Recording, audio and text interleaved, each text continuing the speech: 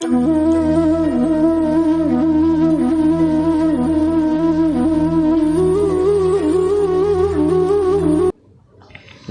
दोस्तों, मैं अंकुश रस्तोगी।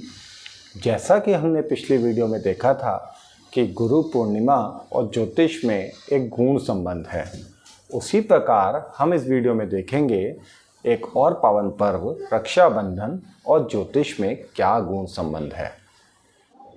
सबसे पहले ये जान लेते हैं कि ये त्यौहार मनाया कब जाता है। तो रक्षाबंधन का त्यौहार मनाया जाता है श्रवण मास की पूर्णिमा को।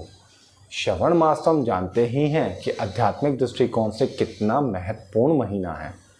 मैं आपको बताना चाहता हूँ कि श्रवण मास का नाम पड़ा है श्रवण नक्षत्र से, और इस नक्षत्र के देवता होते हैं भगवान विष्णु।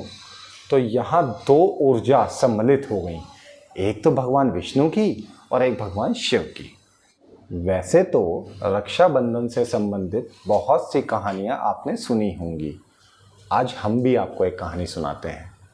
पार्वती माता बचपन से ही भगवान शिव से विवाह करना चाहती थी, परंतु भगवान शिव तो सती माता के वियोग में बहुत दुखी थे। तो पार्वती माता से उन्होंने विवाह करने के लिए मना कर दिया। पार्वती माता को बहुत दुख हुआ। उन्होंने अपनी इंद्रियों की शुद्धि करी और अपने चक्रों को सक्रिय करा ताकि वह भगवान शिव से विवाह कर सके, और इस सब कार्य में उनकी मदद करी भगवान विष्णु ने। भगवान विष्णु ने पार्वती माता को एक रक्षा सूत्र अर्थात राखी बांधने को कहा। और आपको जान के आश्चर्य होगा, जिस प्रकार कोई भाई अपनी बहन की शादी में कार्य करता है, उसी प्रकार भगवान विष्णु ने वही सब काम करे पार्वती माता और भगवान शिव की शादी में जो एक भाई करता है। ये जो रक्षा सूत्र पार्वती माता ने भगवान विष्णु के बांधा, वह बांधा था श्रावण मास की पूर्णिमा को। तभी से रक्षाबंधन का त्यौहार श्रावण मास की पूर्णिमा को मनाया जाने लगा। अब हम इस त्यौहार रक्षाबंधन को ज्योतिष के दृष्टिकोण से भी देख लेते हैं। जन्म कुंडली में मंगल ग्रह आपके पराक्रम, साहस, धैर्य और भाई बहन को दर्शाता है।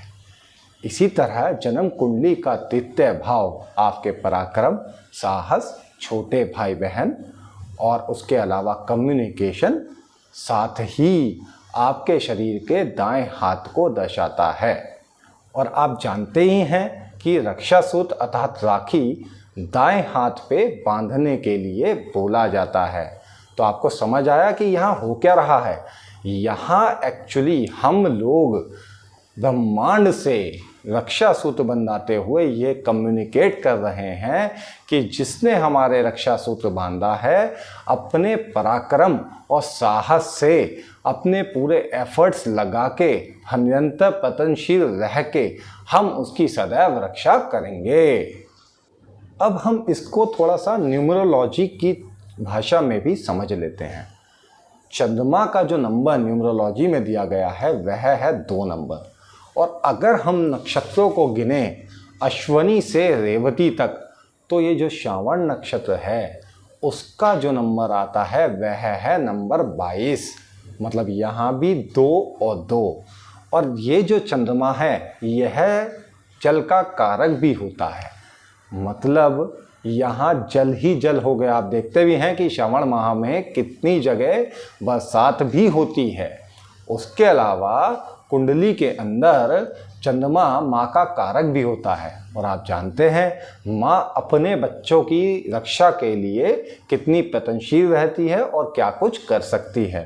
अर्थात जब आप इस महीने में रक्षाबंधन मना रहे हैं और रक्षा सूत्र अपने हाथ पे बंधवा रहे हैं, तो आप ये कमिटमेंट कर रहे हैं कि आप जिसने रक्षा सूत्र बांधा है उसकी माँ की तरह सदैव रक्षा करेंगे, उसे प्यार करेंगे, उसकी केयर करेंगे।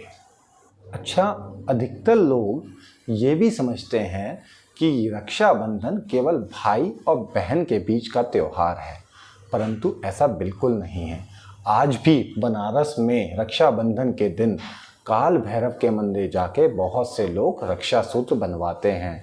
कई लोग वैष्णो देवी भी जाते हैं।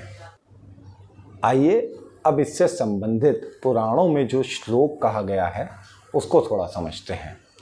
येन बंधो बलिराजा दानवेंद्रो महाबला तेन त्वाम प्रतिपद्नामि रक्षे माचल माचलः। अर्थात जिस रक्षा सूत्र से राजा बलि बांधे गए थे वह रक्षा सूत्र मैं तुम्हें बांधता हूँ और प्रतिबद्ध करता हूँ कि तुम सदैव मेरी रक्षा करो, और हे रक्षा सूत्र तुम सदैव स्थिर रहो, स्थिर रहो। इसी के साथ आपको और आपके परिवार वालों को रक्षाबंधन की हार्दिक शुभकामनाएं। आशा करता हूँ कि आप लोगों को ये वीडियो पसंद आया होगा।